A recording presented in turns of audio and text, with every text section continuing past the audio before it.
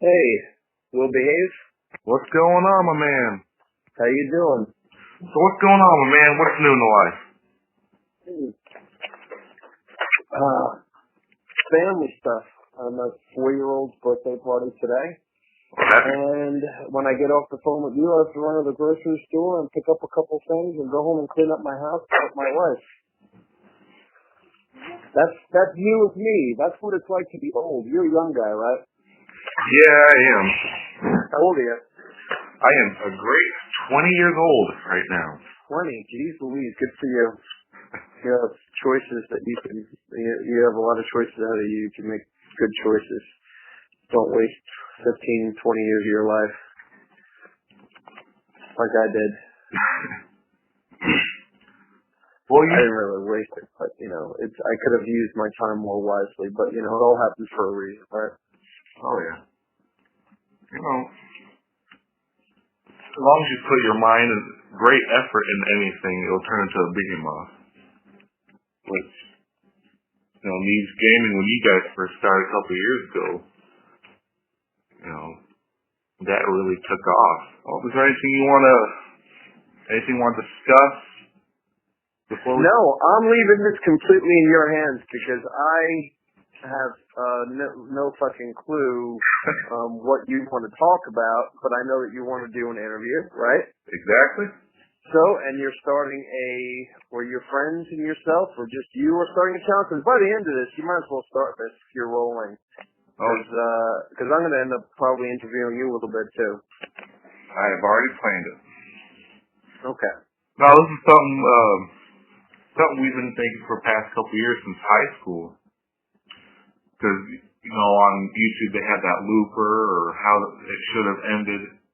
And we were like, we should do something for a little bit of everything. Yeah. Kind of like what we're trying to do. We're trying to do animations. We're trying to do gameplay. We're trying to do podcasts. We want to try to do other things, but those are the things that we're doing now. You want to be able to do as much as you can as long as you enjoy doing what you're doing. Oh, yeah. Yeah, that's how I always base every job I've had, I've worked for a long time, which is, compared to these days, is grateful because a lot of people don't usually keep their jobs long enough. But I base my job on, if I enjoy the job, I'll continue to work hard and continue to enjoy it. Once I stop enjoying it, then it gets boring, and new opportunities rise. There you go. Good for you. That's awesome. Because if you just do that for the rest of your life, you'll probably be very successful. And in about 5 years, I'll be asking you for money. Yep, I foresee it. Yeah, no, that's cool, man. I mean, you're young. Seems like you're enough of a go-getter to get in touch with me, stay in touch with me, and actually do this. Now, I'll be curious. This is where I comes in. I'll be curious to see what the finished product looks like, and that will be very easy to critique it. It'll be very easy for me to critique it because I think getting criticism is good. And we have, I guess, some sort of a gauge on what's good because what we're doing is working, not like we're awesome or anything, but what we're doing is working. So, like I said to you once before, if you're going to record this, I would maybe edit out some awkward pauses at least. Keep it genuine, but if we have, dead space, you should take that shit out. Mm-hmm. But anyway, I have no problem with sharing my opinion. Oh, definitely. Definitely. So, you ready to jump into it? Sure. As far as I'm concerned, it already started. Yeah, probably. All right. Simon from Neebs Gaming. You guys... That's right. You guys have officially been together as friends for, I believe the video said, since 95. You guys all started meeting?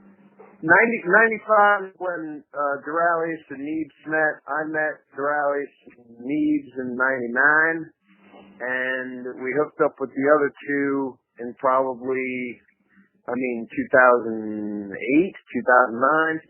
something like that. It's been a while, but I knew the other guys a lot longer than Astro and Thick. But we've all been working together for a long time. I just knew those guys longer, and we fucked around and did short films every Sunday, and we wrote a sitcom for a year together and with other people, just because we had met in town here. There was a group called Studio F, and it was all people who just wanted to get into stunt fighting and acting and basically any art. It was like a little group. Yeah. And there was dues, you pay $10 or $15 a month to come and work out. And when you went to work out, Neebs was the instructor for the martial arts. And he was also one of the instructors along with Duralius to do stunt fighting, because they had done stunt training, and they had actually worked a little bit of stunts in independent films, stuff like that. So when I came here and hooked up with that group, I was like, all right, these are like-minded people. This sounds like fun. I've always wanted to act. One of the reasons why I moved here was you know what? I mean, they got a movie studio down here. My brother lived here. So that's how we hung out and played, and were just friends for many years before Second Abstract. Those are the runs of the group, pretty much. Yeah, because we were. I mean, not really the grunts, but I mean the other guys came in because we met Astro. This is repeat shit, but we used to do film festivals, local film festivals here in town, 48-hour, 24-hour film festivals, and I turned to 48-hour film festivals.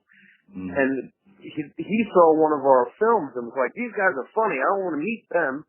And then he just had an idea, and he was a go-getter, and he met us. And he's like, I want to do a project. Do you want to help? Do you want to be in it? Or do you want to, work on a project with me? And we said, sure. Yeah, and that was Duralius and Associates. Have you ever seen that? Oh, yeah. I was just going through my Facebook feed, and under that yearly moments or memories, I have been at Neebs Gaming for 2 years now. Well, that's what it was. You came in when it was birthed, but you first time you saw Duralius or any other stuff, that was after Neebs Gaming, correct? Correct. Okay, yeah, because we have people. I mean, it's amazing how we have people that'll be like, I've been watching you guys since The Escapist, and that was 8 years ago. And then they kind of just fell into, oh, you're doing Neebs Gaming now? Okay. It's amazing. Some of the people that, I mean, who knows if it's 10 people or 1,000 people, I don't know, but we've heard of people and talked to people that, have been around for a long time, and it's crazy, but in a good way. You were also on Johnny Esco. You guys did Prostitute Mickey together. Right? Yeah. You know what that was?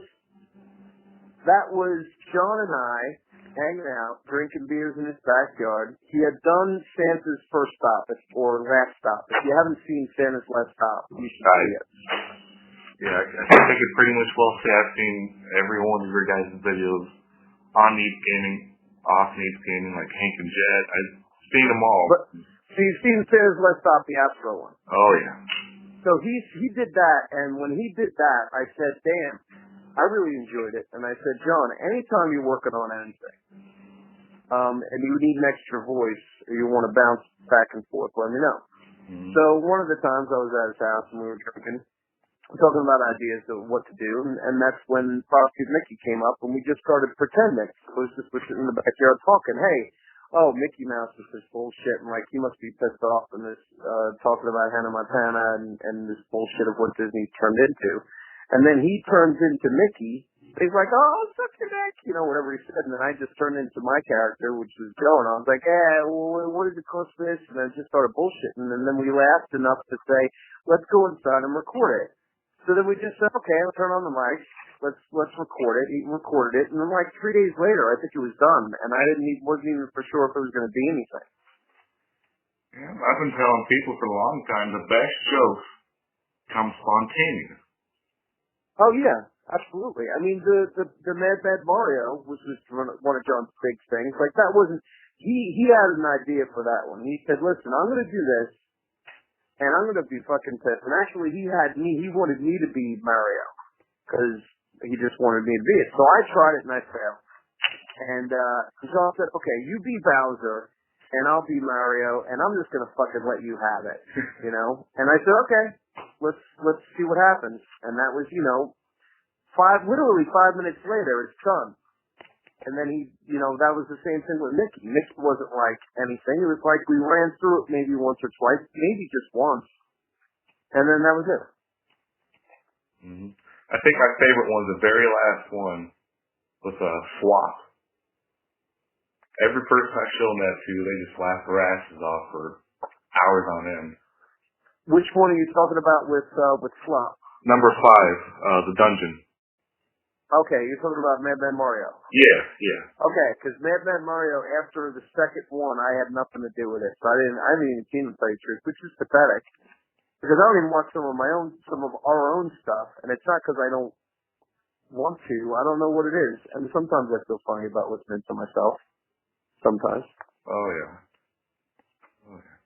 But I don't remember that one. But John did well with that series. They were pretty popular. He hasn't really posted much anything on his. He's probably busy with Neebs Gaming. Yeah, well, I think one of the reasons was he's like, all right, I'll work with you guys when I do my thing, but short form content, it doesn't makes fuck all on YouTube. Mm-hmm. So you can't make a living. You're gonna work and bust your ass and make something for a week or 2 weeks that will make half a week's pay if you're lucky. All right. So you got families to feed and shit. You gotta, you know. But we want to do more of that now that we're getting bigger. We can do that, and it's okay to lose because we want to make it. Exactly. So we can afford to make it. That's why we're doing a 10, 11-minute long Duralius episode that's going to take 2 people full time for over a month to do, and it's going to maybe make what's equivalent to 1 week's pay for one person. You know, it's crazy how the YouTube system works, but you know, it is what it is. Now that jumps into one of our questions here. I took this around to my work because a lot of people in my work watch you guys too, which is freaking amazing. And I asked them if they had any questions they wanted me to ask you, and I got a couple of them here. We'll breeze through them. Question 1 is, what is the future of Neebs Gaming, and what can we expect for this year? Okay, what is the what of Neebs Gaming? What is the future of Neebs Gaming, and what can we expect to see this year? The future of Neebs Gaming and what we can expect to see this year. Okay. We expect to see more animation and more things that we're all playing ourselves. Like GTA right now, our series. I mean, we did that for a long time. That's the video that I've always cut. So I don't know how many of those fuckers there are. There might be 100 different videos of that, right? Mm-hmm. And but now we're playing together, and we're making it more cinematic, and we're making it honestly to the point where we do that with Subnautica, we do that with Ark, but we're doing it more so with. So I think what they're going to see is they're going to see more production value, and hopefully more of us all playing games together. Right. At least with that's what I think. And more animation, hopefully. You know, like maybe a few a year or something like that, depending, because I don't do any of that shit except for voices, so it's a lot of work for these guys. But there will be more of it. Well, that's great to hear. Next question is, you guys have just surpassed 1 million subscribers about maybe a couple months ago. Right. What is one thing you think grabs people's attention the first time they watch one of your guys' videos? 4 or 5 guys talking to each other who get along with each other. Hopefully. That's what not even hopefully they're getting it. We get along with each other and we don't. And that's the thing. When we're fighting with each other, when we are full on arguing with each other, we're getting along. It's just in a different way. Right. So, I think people connect to our friendship and our different personalities, and most people can relate to at least one of us in some way and know people who are like the others. Mm-hmm. So, hopefully they're seeing that. and noticing that, and they're also noticing that the audio doesn't sound like complete ass, or it's not just one guy screaming. Yeah, they get plenty of those in there. Yeah. But humor and what you want, it's all relative to what it is. But we like what we do. At least we try to, and then we find something we don't like, and then we stop doing it because other people are like, that was bad. Don't do that anymore. It's nice to have that group of people that's constantly able to check you and say, wow, you think you can work on something, you think it's really good, and then you put it out there, and people are like, meh, like in the group, they're like, or why did you do that, or I thought that was weird, and it keeps you in check, and it makes you want to constantly try to do better. Yeah. So, as a viewer, long-time viewer, short-time viewer, what is one thing that would be surprising to learn about Simon or anybody else in the thing? Like something that you wouldn't know, like secrets, Secrets. Well, besides, it's not really a secret, but besides me being really old, because that's a secret. I mean, not really. It's not a secret. People know I'm old, but they don't know I'm 63. I'm 63 years old. Did you know that? Yeah, you're up there. Yeah. Oh, yeah. So you don't look like it though. Yeah, no, I'm not 63, but yeah, no. So, we've been doing this for a long time. We're all a little bit older. So that's something people might be surprised about. Well, secrets. No clue. Can't even think of any because it's not like we have secrets. All right, I'm gonna mark you. I'm gonna mark you down for that question. I think that was a stupid question. Okay, let me rephrase that a bit. What would be like I won't say behind the scenes because you guys do have a little behind the scenes out there. And you guys have mentioned in a previous video that your faces obviously can't, like nobody wants to see them. I mean, they're out there on YouTube, aren't they?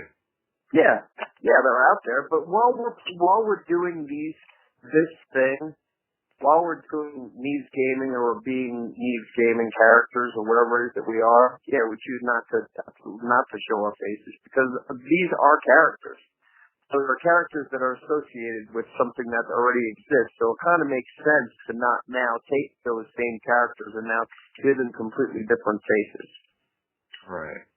So if you look at it that way, it's kind of like it makes sense to not. Mm-hmm. Makes sense. Yeah. To me it does, at least right now. So out of all your jobs with Neebs Gaming, off Neebs Gaming, what is your favorite project to work on? My favorite project right now is the GTA Online series. It's challenging because it's making me think in a way that like Neebs and Astro are very good at showing things cinematically. Well, I'm not. But I'm getting a little bit better and understanding more. So that to me right now is the most fun. But the easiest and most fun, because that's the hardest right now, the easiest and most fun is to just cut audio. So if I'm doing the podcast, I hate mixing the audio for it because it fucking sucks. But I like cutting it together and making the conversation flow nice. Yeah. And make it seem seamless when sometimes it's not. And but you don't want to have people get bored and listen to shit that's just stupid. You want to keep their attention. So, that to me is the most easiest and most fun.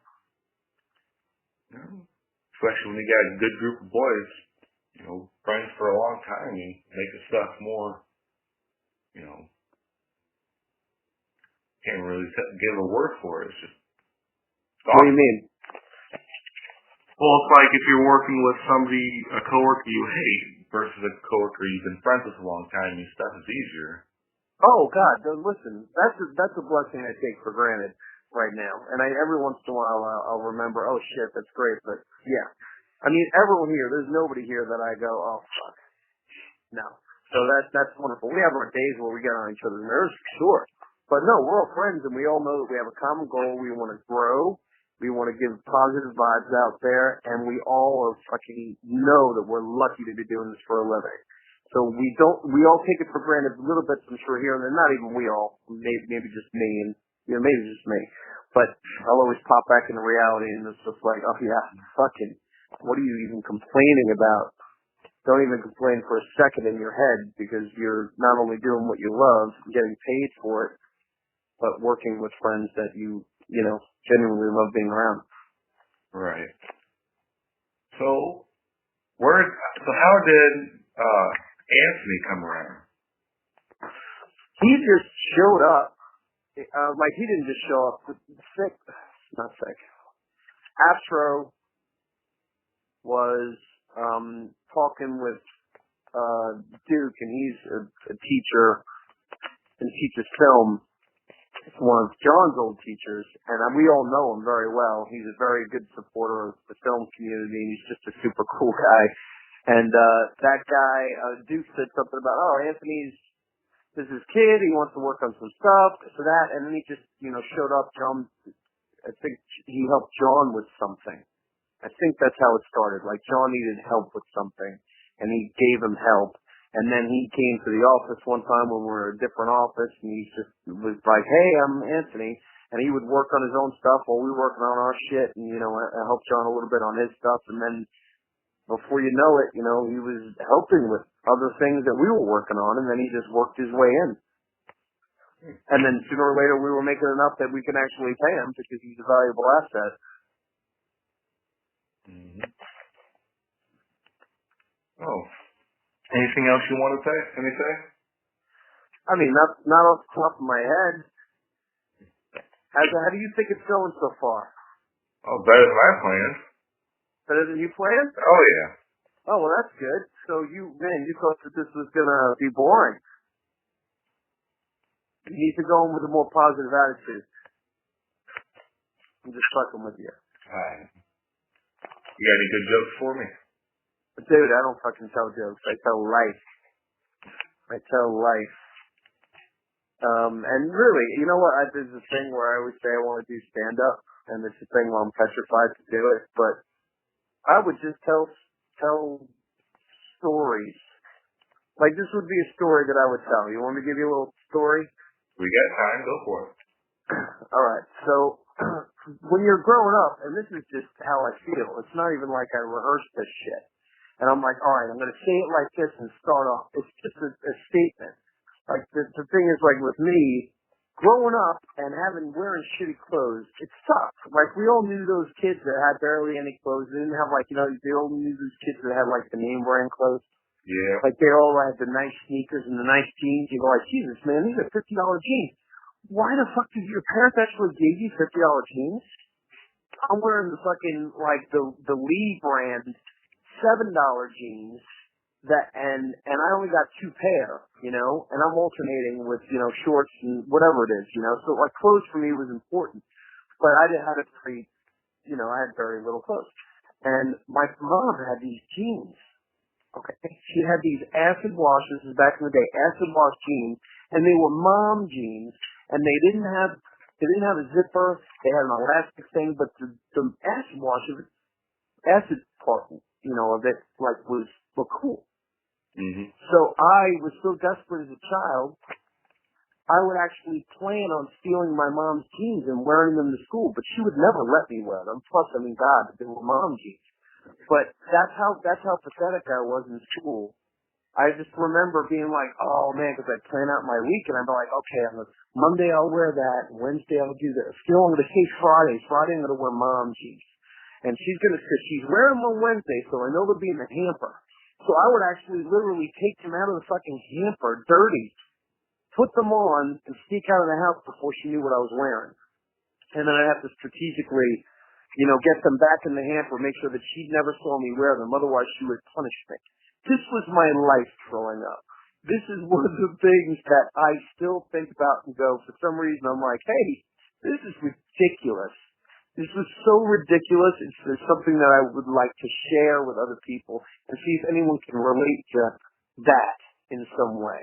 And then I would work my way into, you know, the normal things that you did when growing up, you know, like the things, my experiences. And I have these little things that I tell these stories to other people, and they kind of laugh, and they're okay, that's funny enough for them to laugh. Maybe someone on, you know, in the audience would laugh if I was telling these stories. So that was just a little snippet of something I might do, but. I'm trying to picture you in mom jeans right now. Yeah, and you should. I looked good because you have to be. The thing is, you have to be really careful with the mom jeans because you have to make sure that no one would ever see. I have to wear a long sweatshirt so I can hide the fact that there's no zipper.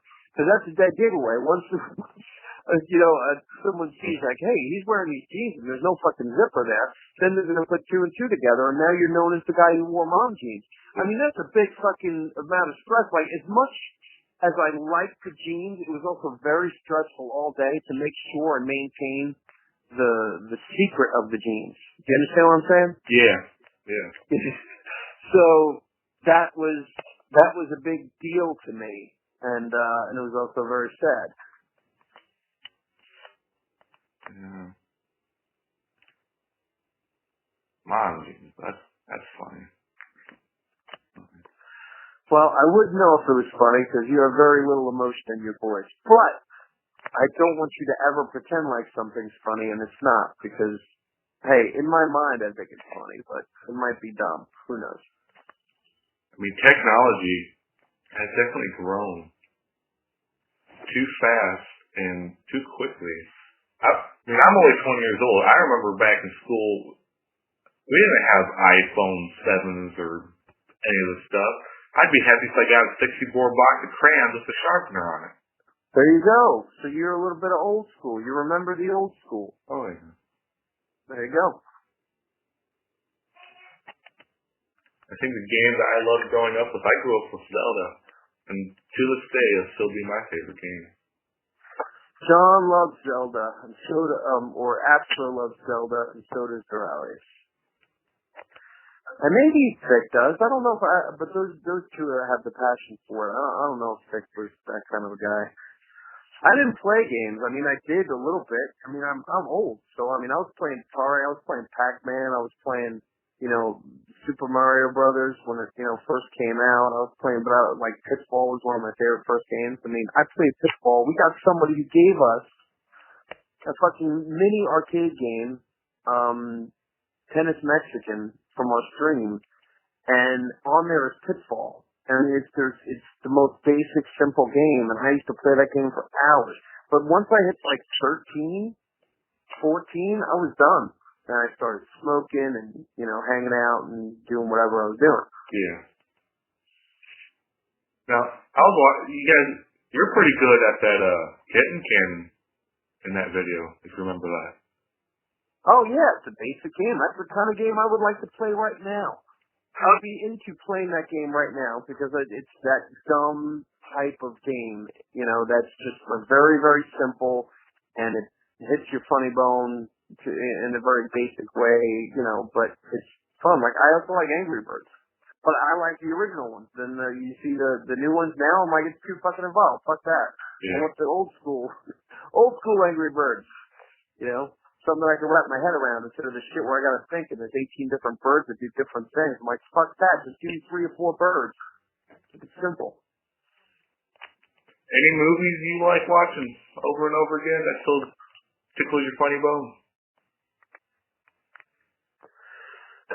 Man, not that I can think of, no. Like back in the day, like I said, a long, long time ago, way back 10 years before you were born, I used to watch a movie called Arthur with Dudley Moore a lot. That was like my favorite movie as a young man and a young adult, where I'd watch it again and again. And it was old when I was watching it, but I found it and really enjoyed it. Groundhog Day was a fucking great one. I loved Bill Murray. I'd seen that a lot, and I very much enjoyed that.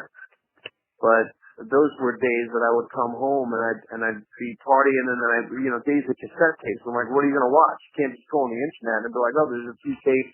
I used to watch The Wall, which was not a funny movie. Pink Floyd. Yeah. Used to come home, drunk and watch that often. That's kind of a fucked up thing. But, so that, again, it was the taste. And then once I got older and the internet, I'm probably forgetting a lot of movies, but I don't know. Good question, but bad answer. That's on me. That's all right. So, music, it's going to make you sound old. Music back in your day versus music today. What do you like more and why? I like all music. So when it comes down to today and yesterday, it's all equally as important and equally good. So it all you just gotta find what you're into. Like, Morales was playing some fucking guy who was playing some music, and this music was like soul from the 70s, but better. And I'm just like, fuck yeah. Like, most great musicians have influences from so many different genres that, I'm not locked into back in the day music to now. I think a lot of rap is shit, but a lot of rap is fucking amazing. A lot of country shit, and a lot of country's great. So rock of today and rock of back then, rock of today always has fucking influences of way back when. From the 20s to the 50s to the 70s. So music's music to me. Mm. Okay. We got a couple more here. Cool. You guys did Neebs Gaming. You guys did quite a few episodes of those. You guys planning on doing anything more with that, or is that shot out? Shot out. That is done. It is, first of all, we came very late to the game. Second of all, there's so much more fun stuff and so much more fun environments that have the elements of that and then some that look amazing. So, to me, I don't think anyone has an interest in going back to it at all. I can't answer for everybody though, but I'll say it's done, and I'm pretty sure it's done. But Yeah. There's going to be a homage to it very soon, though. Yeah. And I know people like it, so people have liked the series. But yeah, in a different series, there will be an homage to it. Well, good deal. I'll be looking out for that. There you go. If you watch your stuff, you won't be able to miss it. It's all about it. So, out of all the Neebs Gaming crew, which one do you prefer to work with most? If you had to choose. With recording and just bullshitting, it's I don't know, maybe Astro? Probably, no, I'll say Astro, because we both have a very similar sense of humor. We've done stuff just him and I, and a lot of the time it's easier because if we laugh enough, we go, oh yeah, it's easier for him to say, alright, we got it, we're done. Not to have to do it again and again. So, maybe Astro. But I think we all work together very well, and I would feel comfortable working with anyone, one-on-one. Mm-hmm. So I don't remember what channel is awesome, but you guys did an episode Game Idiot. Right. Did you like doing that, or was that something that you liked before, or? Yeah, no, I liked it. It was just it wasn't getting the views that we wanted. And often Astro will say, we need to bring that back and do it in a different way.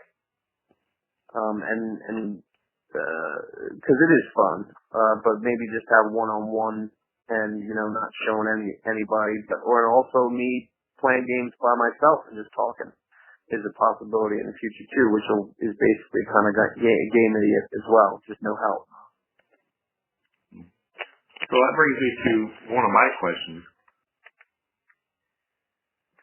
Just saying, from a year ago, you guys were at like 500,000, and now you're at 1 million. Is there any videos that you wish you had waited to put out instead of putting it out at that time? Yeah, there's one. One for sure.